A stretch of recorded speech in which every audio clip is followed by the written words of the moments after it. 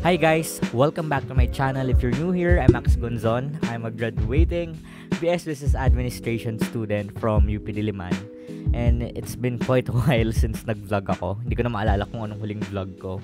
I promise na I'll be editing my vlogs from my summer school and my Europe trip in Madrid and in Europe, sa Paris, sa Rome, sa Barcelona. Pero I never really had the time to do it or drive actually since may time naman ako. Parang nakakatamad pa. Nakakatamad pa siya i-edit. Tsaka ang onti din kasi ng footage siya meron ako. So maybe I'll do a show and tell type of video na lang instead of editing the vlogs. And isisingit ko na lang yung mga vlogs. But for today, since wala akong magawa and I have some updates for you guys, I'll be doing a video on things that I wish I knew before entering UP Diliman. So ayan, nakalista siya dito. And we'll be going through it one by one. So, some important update. I'm finally graduating after 4 years in UP. Akala ko madedelay ako kasi nag-shift ako from BSBA, Business Administration and Accountancy, to BSBA, which is Business Administration only. Since I hated accountancy, I still hate it. And I have a lot of things to say about it. Pero that's for another video na lang. So, today, I'll be talking about the things that I wish I knew before entering UP Diliman, and these are the things that I learned along the way as I went through my years here in UPD.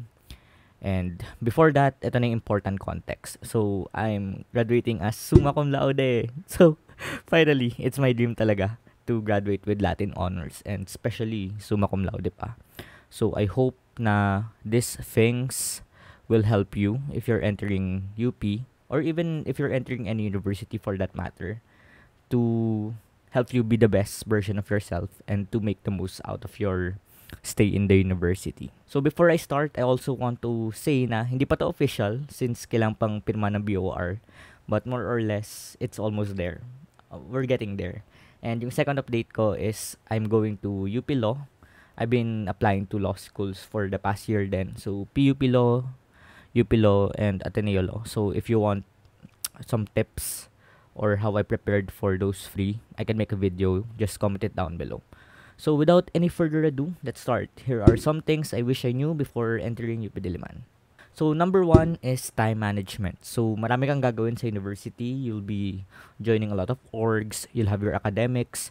You'll also be doing some extracurricular activities. I know it's very cliche, but time management talaga yung important sa college and sa university in general kasi you need that discipline and also you need that sort of juggling when it comes to your responsibilities. So for example, this senior year, hindi na ako masyadong kumuha ng organizational roles and ng mga internships since naghahabol ako ng jiwa to get the summa cum laude distinction that I want. So I really need to focus on my academics for that. Time management is crucial.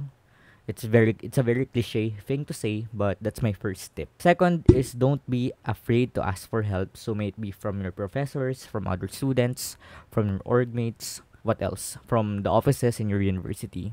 So andyan naman sila to support you when you need the help. So for example, I always ask my alumni friends and also my seniors kung ano yung mga profs na dapat kong iwasan, ano yung mga electives na dapat kong kunin. Career advice then I also ask them. When it comes to offices naman, I ask them kung anong mga services yung ma-avail ko from them. So for example, sa library, also sa Office of International Linkages, doon ko nalaman yung summer school ko. But there's a tip also for that later. But then, don't be afraid to ask for help. Nung high school kasi ako, parang very independent-minded ako na kaya ko naman mag-isa. Ba't pa ako manghihingi ng tulong sa iba? So, ayun, don't be afraid to ask for help and also help them in the process. Help others then in the process. Since uni is a very pressure-packed place. So, you need your support system. So, you'll need help and it's good then na you can give help to other people. Third one is to get involved on campus. So, join a lot of organizations, join a lot of clubs, a lot of different initiatives if possible.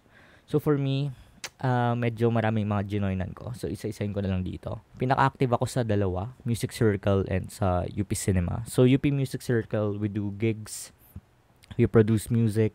We try to produce podcasts before pero hindi na siya tuloy. Pero ayun, all music related things we do it. So, it's an avenue for me to share those, ayan, yung mga gitara sa likod, to share my talents in music. And also, to seek out different musical genres, different bands, ganyan. So, marami kami mga activities na na-enjoy ko naman. Sa UP Cinema naman, it's an avenue for me to use music and itong video production in a different context. So, there, I score films. Minsan, gumagawa kami ng sariling films. So, that's for my film class. Makakatulong din sila sa'yo if you're into video production, such as this one. So, that's why I joined UP Cinema. I really like to score films and I want to get my music out there. So, speaking of scoring, so yung isa kong score, yung short film na yon, napalabas siya sa Q Cinema Shorts. So, this is The River That Never Ends by JT Trinidad. So, if napanood nyo siya, if nanonood ka ng short films, I scored that one. So, ayun, get involved on campus. So, those are just the two organizations that I joined. I also became a batch rep dati sa UPBAC. I joined UP Career Assistance Program in my junior year. I am also a part of UP Circle of Entrepreneurs, UPJPIA, and Stand CBA. So, marami akong mga ginawa nung college and I really enjoyed it. So, get involved on campus, learn a lot from those experiences, and meet a lot of people. And sila rin kasi magiging support system nyo. So, magandang bagay siya na gawin. Fourth is to actively seek opportunities and to take advantage of resources. So, this is fourth and fifth. In actively seeking opportunities, this means na hindi mo iintayin na darating sa'yo yung oportunidad na ayan, may ganyan pala. So, you need to find it for yourself. A good example of this is yung opportunity ko na makapag-aral sa summer school sa Madrid. It was a life-changing experience. I won't trade anything for it, honestly. Pero yun, hindi siya dumating lang. I mean, technically, in-email kami about it. But, ayun, yung email lang yung binigay nila. And hindi na kami nila masyadong kinulit. Good thing na I have my friend, si Pat.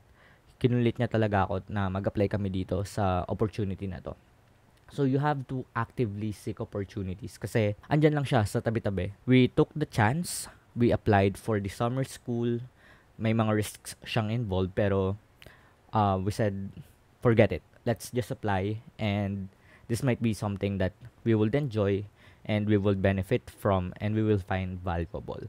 So, ayun, actively seek opportunities. And yung second naman is to take advantage of resources. So, kapag nakita nyo na yung mga opportunities na yon and kapag nandyan na, may binibigay na resources yung university to help you in achieving those opportunities. So, for example, sa summer school namin, merong tinatawag na Office of International Linkages. So, they gave us a scholarship around 121,000 pesos yung binigay nila for airfare, for baon, for insurance, for accommodations. So, malaking bagay yon. And feel ko without that scholarship, I wouldn't be able to afford yung summer school. So, take advantage of those resources. Other resources include yung library, yung databases, marami pang resources na magagamit nyo. So, yung mga free accounts, for example, Canva Education, Microsoft, Google, G Suite, Zoom, mga ganyan. Maraming mga perks ang pagiging university student. And you just need to know kung ano yung mga ina-offer ng university nyo na maaari nyong gamitin. So, may it be online tools, may it be scholarships, financial aids. A lot of opportunities and resources are out there for you to utilize. Sixth is to don't procrastinate. So, I usually get the question, how did you make it to summa cum laude? Parang ganun. Or, anong mga study habits mo? Ayun yung mga questions ko na lagi ko nakukuha about my study habits.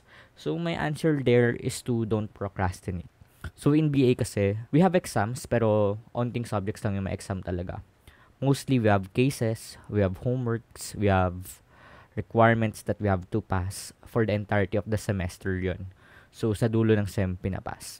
And usually, may mga students na prefer nilang mag-cram and prefer nilang sa dulo na lang ipasa. But me, personally, kapag binigay yung assignment, I will make a timeline and a Gantt chart, parang Gantt chart ganon, of when things should be done. For example, by week 2, tapos na tong part na to. By week 3, tapos na tong part na to. And by the last week, nag-edit and nagre-revise lang kami. So, from there, that reduces my stress as a control freak. And at the same time, that leads to better outcome kasi Kasi alam mong pinaghirapan mo yung work mo, alam mong magiging quality siya kasi matagal mo siyang ginawa.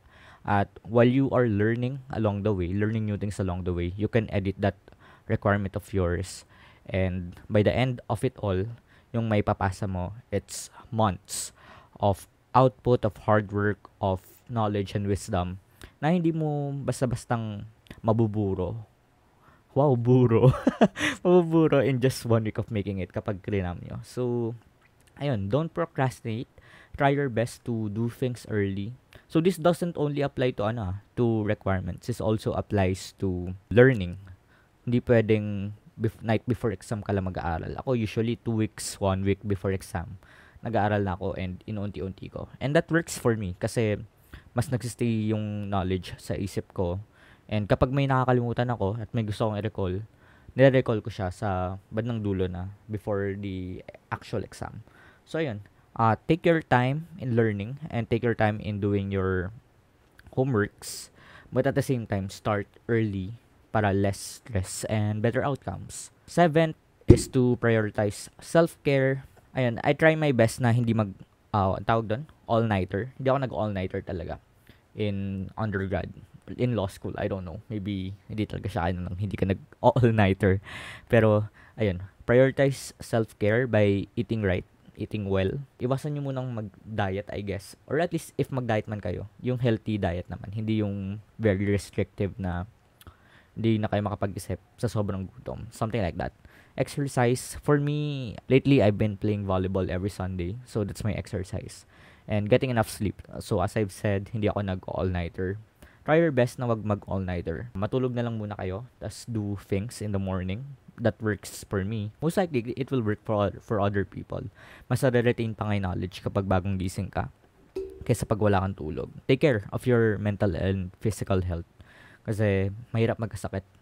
Parang 1 week ka lang magkasakit. Or at least 2 days nga lang magkasakit. Parang hirap na hirap ka nang humabol. So, uni is a very fast-paced environment. So, yeah, take care of yourself. So, I guess this is it muna for the first video. Medyo napahaba na. But, yeah, I'll be doing a part 2. Comment down below if may mga questions kayo. And I will try my best to answer those questions. And see you in the next vlog. Bye-bye.